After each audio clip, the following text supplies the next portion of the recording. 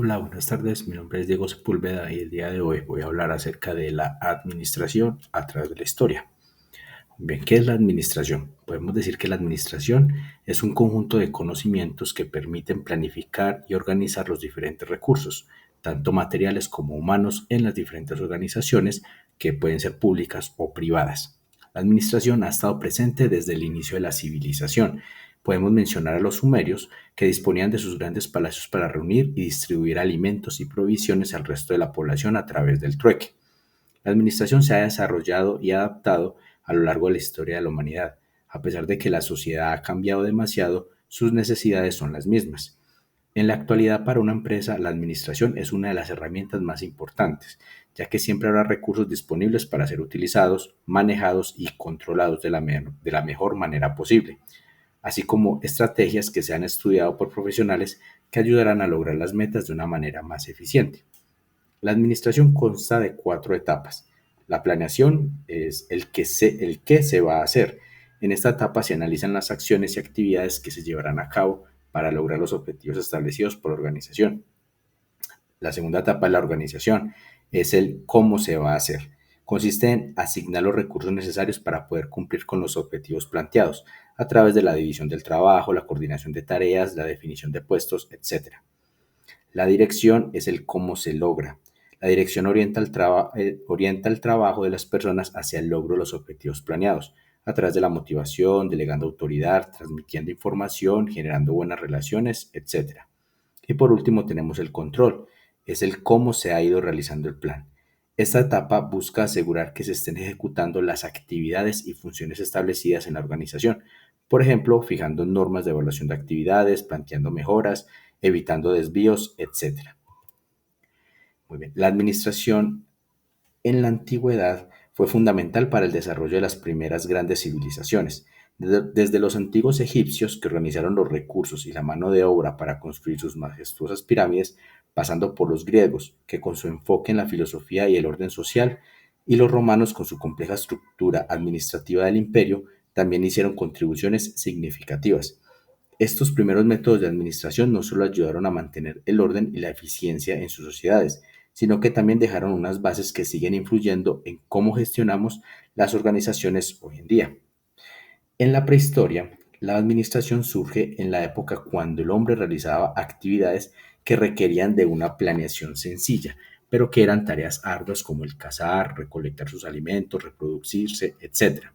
O actividades más complejas como el de definir cuál era el mejor lugar para establecerse y en la medida que la tarea era más difícil, requirieron una mejor organización. Es ahí cuando se dan los inicios de la administración, ya que en esas acciones, sin duda, había planeación y organización. Un ejemplo claro denota la división del trabajo o la presencia de líderes que conducían a la realización de las actividades de manera ordenada, así como la designación de labores.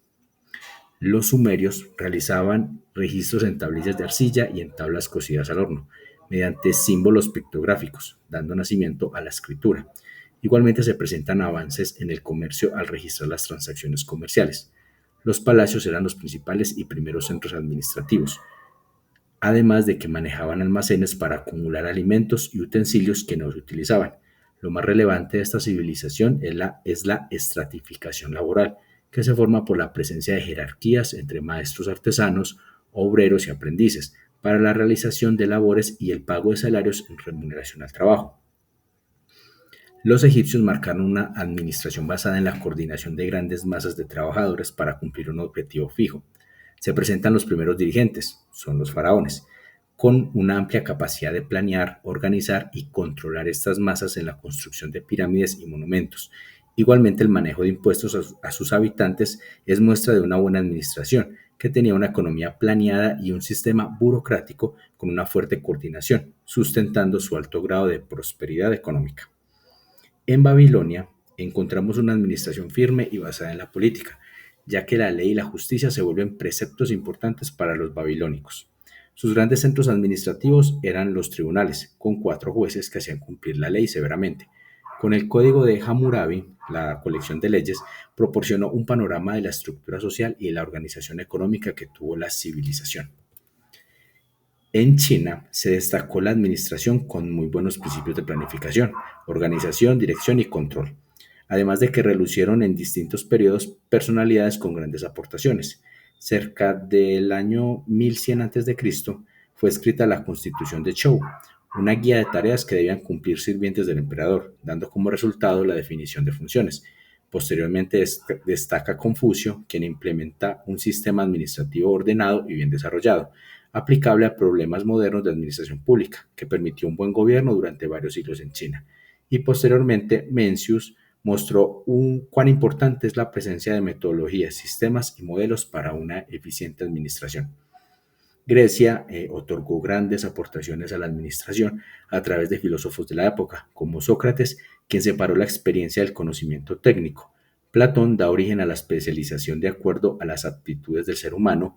Pericles, con la selección de personal, da pauta a principios básicos de la administración. Y Aristóteles da aportes sobre la búsqueda de un estado perfecto. En Roma, la civilización fue un parteaguas para la administración moderna, ya que en el paso de su periodo de república y el Imperio Romano, la administración centralizada, se realizaron grandes transformaciones administrativas. Es importante destacar que Roma realizó una clasificación de las empresas en públicas, que eran actividades del Estado, semipúblicas, pertenecientes a sindicatos, y privadas, que son las manejadas por los civiles. En la Edad Media encontramos que se caracteriza por el debilitamiento del centralismo en el Imperio Romano, donde el rey delegó áreas a la nobleza, siempre y cuando rindieran servicios específicos militares y financieros. La nobleza a su vez delega actividades a niveles bajos como los vasallos, propiciando una cadena jerárquica hacia la más pequeña unidad feudal, que son los siervos. Con estos indicios en la Edad Media sobresalen hechos importantes que aportaron a la administración, como son el feudalismo, que fue un factor para la descentralización en Roma, caracterizado por un régimen de servidumbre. La administración del señor feudal está basada en ejercer un control sobre la producción del siervo. A finales de esta época, muchos siervos se volvieron trabajadores independientes, formando talleres artesanales, dando pauta a nuevas estructuras de autoridad en la administración, ya que se convirtieron en artesanos patrones, quienes trabajaban en conjunto con sus aprendices a quienes dejaban su confianza para delegar su autoridad. Otra gran aportación del feudalismo fue dentro del comercio, con la aparición de los gremios que regulaban los salarios, condiciones de trabajo y horarios, dando origen a los sindicatos actuales. Igualmente se fortaleció la contabilidad con la creación del libro diario y el libro mayor por los hermanos Soranzo en 1914, mejorando las transacciones comerciales que actualmente son aplicadas a las empresas del mundo. La Iglesia Católica estaba en desacuerdo con el lucro y el comercio, ya que veían esto como algo deshonesto, dando lugar a la ética protestantita difundida por Max Weber, Martín Lutero y Benjamin Franklin. Esta es una corriente que promueve la acumulación de las riquezas, entre otros aspectos. Otro aspecto en el que sobresale la Iglesia es la organización eclesiástica, con una organización jerárquica eficiente que actualmente sigue vigente, que consiste en operar bajo el mando de un representante, en este caso el Papa, cuya autoridad coordina la Iglesia. Esta estructura sirvió de modelo y fue implementada por muchas organizaciones, dándoles buenos resultados. Los mercaderes de Venecia marca el surgimiento de dos conceptos importantes en la asociación, el de la asociación y el de comandita. El primero se aplicaba en negocios permanentes, en donde el propietario con mayor parte del capital atraería socios de menor capital. Esto en un lapso específico de tiempo, regularmente de 3 a 5 años con una renovación. Y el de comandita se aplicaba en negocios de empresas de riesgo, donde los dueños tenían una responsabilidad limitada, surgiendo las acciones en donde los gastos y beneficios eran proporcionales. También tenemos el ejército o la milicia, que brindó grandes aportes al desarrollo de teorías de la administración, con el principio de unidad de mando, en el que cada subordinado solo tiene un superior. Esto muestra una escala jerárquica o de niveles, de un mando conforme a la autoridad y responsabilidad correspondiente.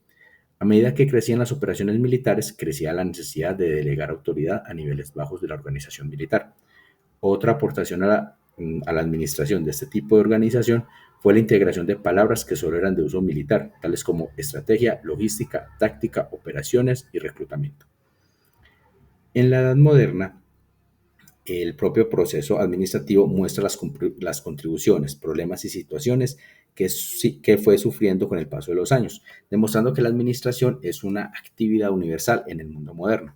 Ya toda organización requiere de tomar decisiones, coordinar funciones, dirigir personas y evaluar desempeños para el cumplimiento de los objetivos determinados con la colocación de diferentes recursos. Aquí podemos hablar de Maquiavelo, quien creía firmemente en la República. Esto se ve reflejado en su escrito en 1531, Los Discursos. Los principios que planteó son muy aplicables a la administración de las organizaciones contemporáneas. Dentro de sus principios plantea que una organización será estable cuando los miembros manifiestan sus problemas y resuelven sus conflictos. Otro de ellos es que una persona podrá emprender una organización, pero esta perdurará cuando esté al mando de muchas personas y éstas deseen conservarla. El siguiente principio hace referencia que los líderes deben tener autoridad para poder guiar a sus subordinados.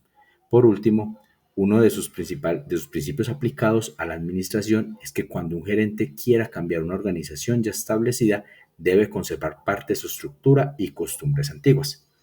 También tenemos a René Descartes, uno de los grandes pensadores que ganó un lugar en la línea de tiempo de la historia de la administración. El filósofo y matemático francés estableció el método cartesiano, un procedimiento mediante el cual se trata de hallar la verdad y que contiene principios de la administración moderna, como la división de trabajo, el orden y el control.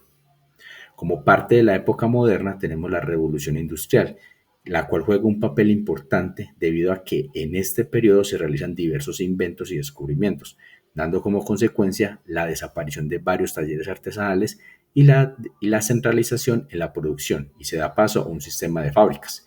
Es donde el empresario, dueño de los medios de producción, compraba fuerza de trabajo mostrando una administración de tipo coercitivo, dejando al empresario con gran libertad de acción.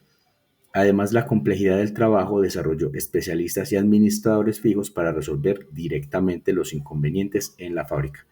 También esta administración estaba caracterizada por su carente base científica, con la explotación del trabajador y las malas condiciones de trabajo, que traían horarios excesivos, eran insalubres, eran peligrosos.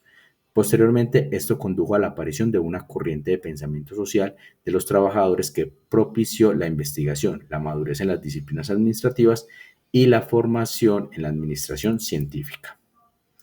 Ahora, en la era contemporánea es donde la administración se consolida como una ciencia, fundamentada por distintos personajes, como son Frederick Taylor, que fue el fundador del movimiento conocido como gerencia científica.